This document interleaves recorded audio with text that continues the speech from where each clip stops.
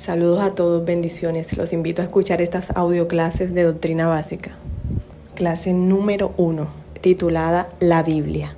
¿Qué es la Biblia? ¿De dónde aparece este libro? ¿Quién lo escribió? ¿Desde cuándo existe? Bueno, empecemos. La Biblia tiene 66 libros.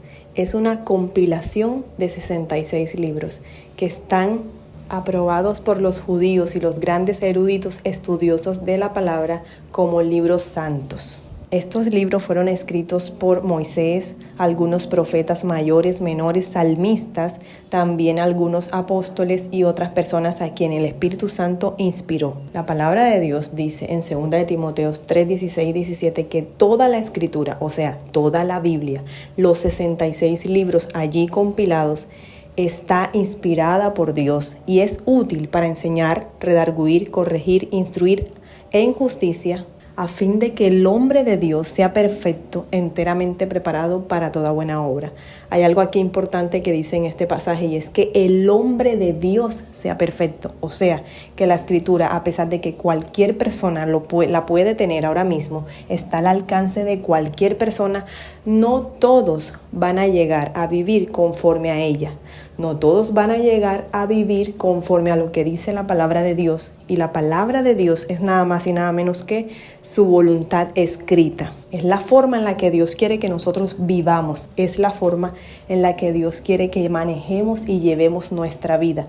La palabra de Dios es un manual, es un mapa, es una guía, es una brújula que Dios nos dejó de manera física para poder entender qué quiere Él para nuestra vida, para poder hallar, encontrar y conocer el propósito de Dios para cada uno de nosotros y accionar según los consejos sabios que Él nos da para llegar a ser todo lo que Él quiere que nosotros seamos y para lo cual Él nos creó. Estos 66 libros se componen en 39 libros en el Antiguo Testamento y 27 libros en el Nuevo Testamento. Cabe resaltar, y es un dato muy importante, que de los 27 libros del Nuevo Testamento, el 40% aproximadamente fueron escritos por el apóstol Pablo, un hombre a quien Jesús se le apareció luego de haber muerto y resucitado para revelarse a su vida y llevarlo a predicarle a los gentiles. Los gentiles eran las personas que no eran judíos, personas que no habían nacido dentro del pueblo de Israel, pueblo santo y escogido por Dios para dar sus mandamientos, dar su palabra y estos enseñaran al resto de la tierra. Otro dato importante es que esta persona, Pablo, antes llamado Saulo, era un perseguidor de la iglesia. No era solamente una persona que criticaba y juzgaba a las personas que seguían a Cristo, sino que incluso los arrestaba y también estaba dispuesto a matarlos si era necesario. Y si los sacerdotes de ese tiempo, los cuales eran la autoridad, le daban esa orden. Sí, de esta manera increíble trabaja Dios. Puede incluso redimir al más sanguinario de todos. Dios puede redimir y restaurar a la persona más perversa, incluso a una persona que estuvo en contra de su propia ley, de su propia palabra y que no le conocía. Basta solamente que lo conozcamos. Basta solamente que Él se revele a nuestra vida para que podamos cambiar de rumbo. Y esto lo podemos hacer leyendo su palabra, porque la misma Biblia dice que por el oír viene la fe y es esta la que precisamente nos hace agradar a Dios, porque dice la palabra que nadie agrada a Dios si no tiene fe. El que no cree no puede agradar a Dios y para poder creer debemos leer la palabra, pues esta es la que nos da esperanza, esta es la que nos habla la verdad, esa verdad que debemos creer en nuestro corazón para que sea transformado. Otro dato importante es que la palabra de Dios fue escrita por alrededor de 40 hombres en un rango de 1500 años. Esto es algo increíble porque la Biblia en sus 66 libros no se contradice en nada. Y esto es una demostración y una prueba veraz de que fue el Espíritu Santo quien habita desde la eternidad y hasta la eternidad quien la inspiró en estos hombres, porque era imposible y es imposible al día de hoy que en un rango de 1500 años alrededor de 40 hombres escriban libros que no se contradigan y que al contrario uno confirme al otro y que uno con el otro tengan relación entre sí, que haya acople, que haya coherencia, que haya cohesión en 66 libros. escrito por tantos hombres que vivieron en años muy separados, que no se conocieron, que eran de diferentes culturas, que hablaban incluso diferentes idiomas. Era y es totalmente imposible que alguien pueda hacer algo así si no es guiado por un ser superior.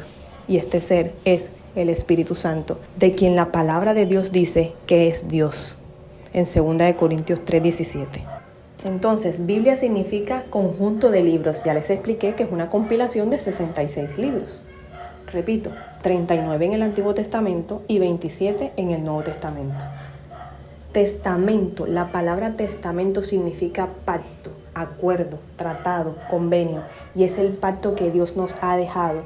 Es el pacto que Dios dice, este es el pacto que quiero hacer contigo. ¿Estás de acuerdo? Un pacto es un acuerdo entre dos partes. Por eso la palabra de Dios no es impuesta, sino propuesta.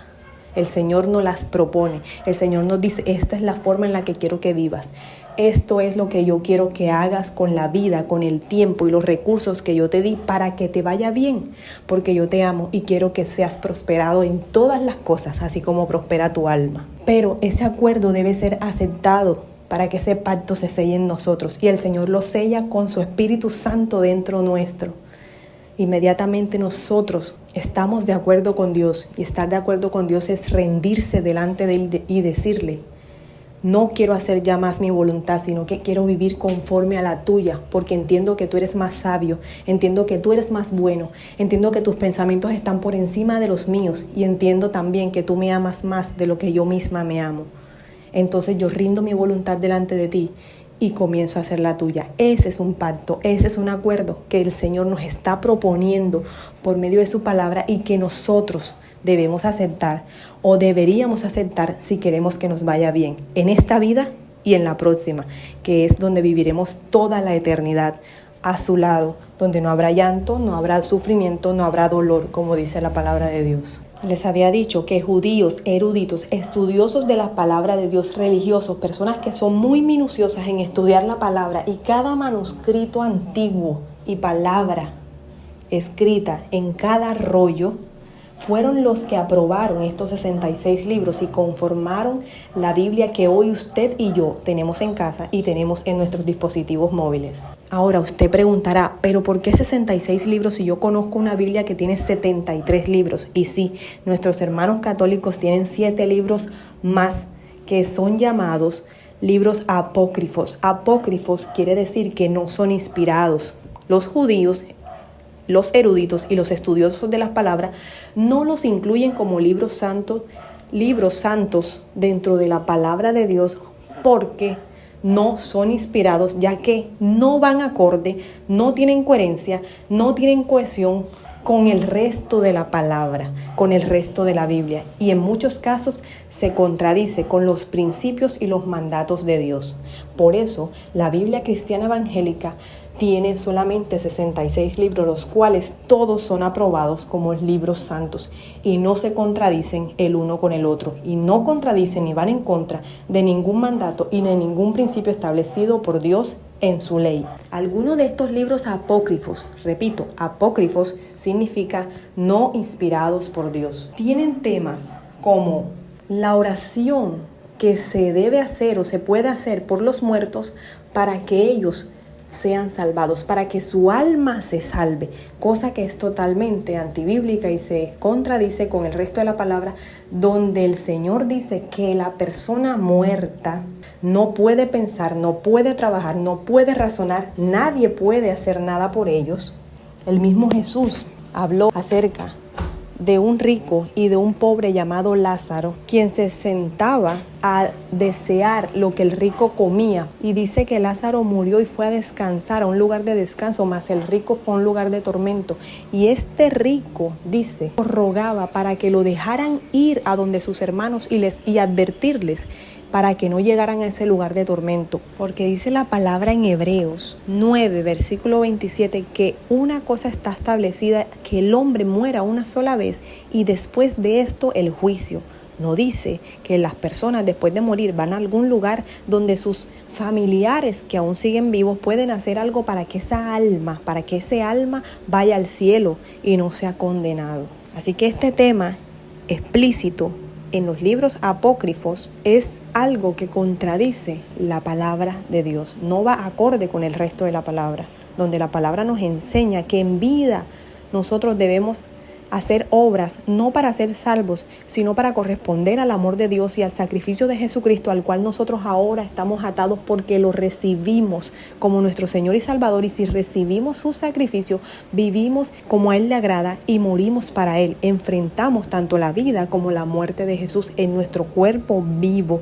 Después de la muerte, nadie puede hacer nada por nosotros para que seamos salvos. Somos nosotros mismos los que en vida debemos decidir si seguir o no a Jesús, y entonces esto nos justificará delante del Padre para ser salvos o para ser condenados eternamente. También otro de estos libros apócrifos menciona una historia donde los órganos de un pez muerto echados en brasa ayudan a espantar los demonios. Se menciona que dar limosnas permite tener expiación de nuestros pecados, y la palabra de Dios es verdadera, es veraz y es muy explícita y clara al mencionar en muchos libros y en muchos pasajes que el único que puede y ha podido y podrá expiar nuestro pecado es Jesús. La misma palabra dice que no, sin derramamiento de sangre no hay expiación de pecados, no hay redención de pecados, y fue la sangre de Jesucristo derramada en la cruz la que puede redimirnos del pecado, la que puede salvarnos y hacernos libres de todo el pecado y la condenación que nos espera si no le recibimos.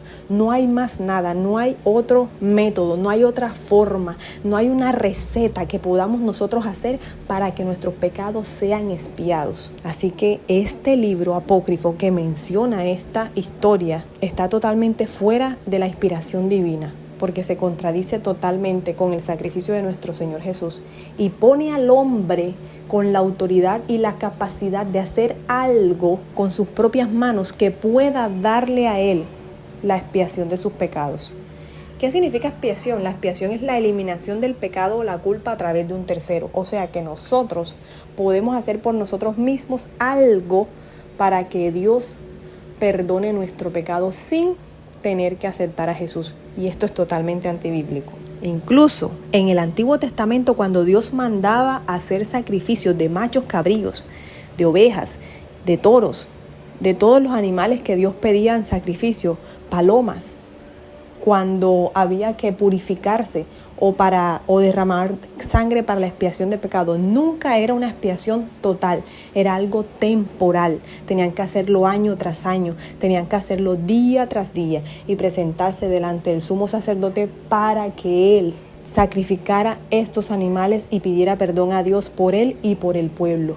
Porque si con un solo animal que matasen sus pecados pudieran ser redimidos, entonces diariamente no era necesario que el fuego de Dios estuviera ardiendo en el altar de sacrificio dentro del tabernáculo o dentro del templo. Esto era solamente una sombra de lo que había de venir, el sacrificio perfecto del Cordero inmolado, Jesucristo nuestro Salvador. Otro dato importante de la Biblia fue escrita en 3 idiomas, y estos son hebreo, arameo y griego. Todo el Nuevo Testamento está escrito en griego. Fue en la época de los romanos que Jesús vino, y de allí para acá el Nuevo Testamento comienza a partir de los evangelios: Mateo, Marcos, Lucas, Juan. Esos 4 evangelios fueron escritos por 2 de sus discípulos. Luego viene el libro de Hechos, que habla acerca de la iglesia primitiva, de esa iglesia que comenzó después de la muerte, resurrección y ascensión de Jesús a partir de los apóstoles, y la forma en la que el Espíritu Santo los guiaba a vivir y a llevar la palabra y a cumplir el mandato que Jesús dejó en su ascensión: ir y hacer discípulos, bautizándolos en el nombre del Padre, del Hijo y del Espíritu Santo. Y ese todavía es un mandato que sigue vigente. Nosotros estamos llamados a enseñar la palabra de Dios. Nosotros estamos llamados a proclamar el Evangelio. El Antiguo Testamento, por su parte, está escrito en hebreo y arameo.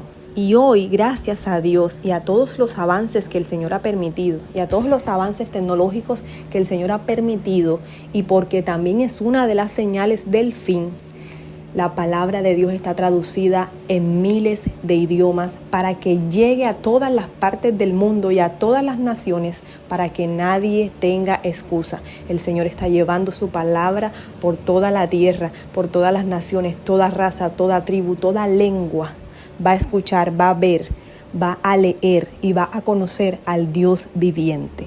Cada idioma también tiene varias versiones. ¿Qué son las versiones? Son diferentes formas de escribir la palabra, diferentes formas que cambian las palabras, que cambian la forma en la que se explica, la forma en la que se escribe cada versículo, pero el fondo, la esencia sigue siendo la misma. Por ejemplo, la Biblia que más conocemos es la RVR 1960, la Reina Valera de 1960. Pero está traducida al español, a un español que nosotros no hablamos comúnmente. Por ejemplo, en mi país, Colombia, no se habla de esa forma. Entonces, cambiaron las palabras, dejando la misma esencia y el mismo fondo de la Biblia, y sacaron otras versiones llamadas, por ejemplo, la NBI, la NTV, la TLA, la DHH, la PDT, la NBLA, la LBLA. Hay muchas versiones para un mismo idioma. La Biblia está traducida a muchos idiomas alrededor del mundo y cada idioma tiene varias versiones. Versiones que nos ayudan a entender, a comprender de forma más práctica y de manera más fácil la palabra. No se le cambia la esencia, no se le cambia el fondo, no se le cambia la finalidad a la palabra de Dios, solamente la forma en la que se dice para que sea más entendible y comprensible al lector. Otro dato importante de la Biblia es que fue el primer libro impreso en el año 1454 después de Cristo por Johannes Gutenberg, y es el libro bestseller a nivel mundial. No hay otro libro que se haya vendido más en todo el planeta Tierra que la Biblia. Sigue vigente, sigue activa. La palabra de Dios nunca pasa. Versículos importantes que la misma palabra de Dios dice acerca de ella. Segunda de Timoteo 3, 16, 17, como se los mencioné al principio.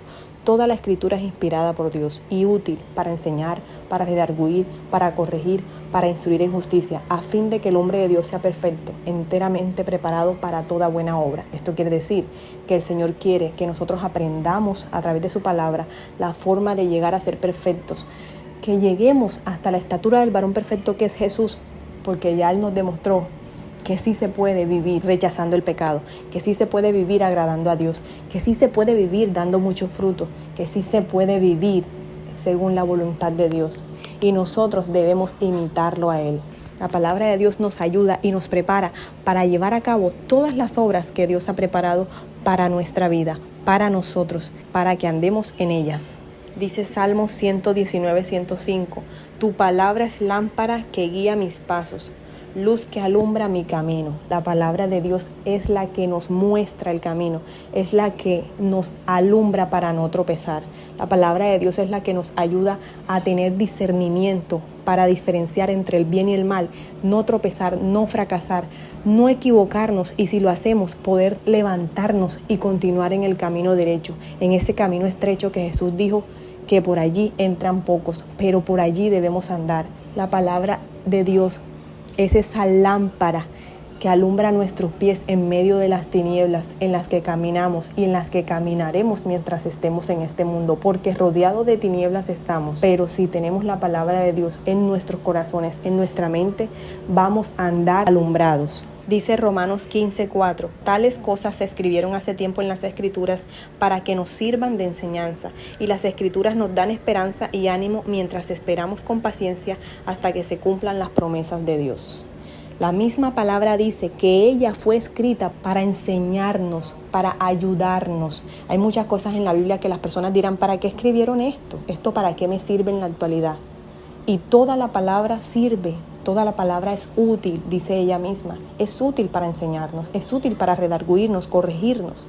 Hay historias en la Biblia, incluso de personas que cometieron errores. ¿Y para qué están escritas allí? Pues para que reconozcamos el error que cometieron, para que veamos qué fue lo que hicieron y nosotros no hacerlo. Nosotros podemos ver el que va delante de nosotros con qué piedra tropieza, para que identifiquemos dónde está esa piedra que lo hizo caer y nosotros la saltemos o la rodeemos y no caigamos en el mismo error. Así que los errores incluso de los patriarcas y los hombres de Dios que están allí registrados también nos enseñan, porque nos ayudan a ver qué hicieron mal, qué fue lo que hicieron que con eso desagradaron a Dios, y nosotros no hacerlo de otro modo, hacerlo al modo de Dios, no equivocarnos. Así que nosotros ahora tenemos más herramientas que las que ellos tenían en ese tiempo, porque tenemos una palabra escrita que nos enseña aún de los errores de las personas de ese tiempo. Así que toda la escritura, por más historia que parezca, porque hay personas que creen que porque algunos libros hablan de personas y de la vida de personas que vivieron hace miles de años, ya no es útil para nuestra vida. Y sí lo es, porque nosotros debemos aprender de lo bueno que esas personas hicieron para imitarlo y de lo malo que hicieron para evitarlo. Y por último les leo Isaías 48, que dice: sí, la hierba se seca y la flor se marchita, pero la palabra de nuestro Dios permanece para siempre. Podemos tener cualquier cosa en esta vida, pero lo único que no va a pasar es la palabra de Dios. Así que aprendamos de ella, aferrémonos a ella, porque el Señor Jesucristo, el cual es el Verbo encarnado, es revelado en la palabra de Dios, y conocerlo a Él nos da salvación. Tenerlo a Él en nuestras vidas nos da seguridad, nos da paz, esa paz que no es la que nos da el mundo, porque es una paz pasajera, es una paz incompleta. Mas Jesús dijo que Él nos daba la paz como el mundo no nos las da Jesús, quien está revelado en las Escrituras de Génesis a Apocalipsis. De una u otra forma, toda la palabra de Dios tiene que ver con Jesús, porque Él es la palabra. Dios les bendiga.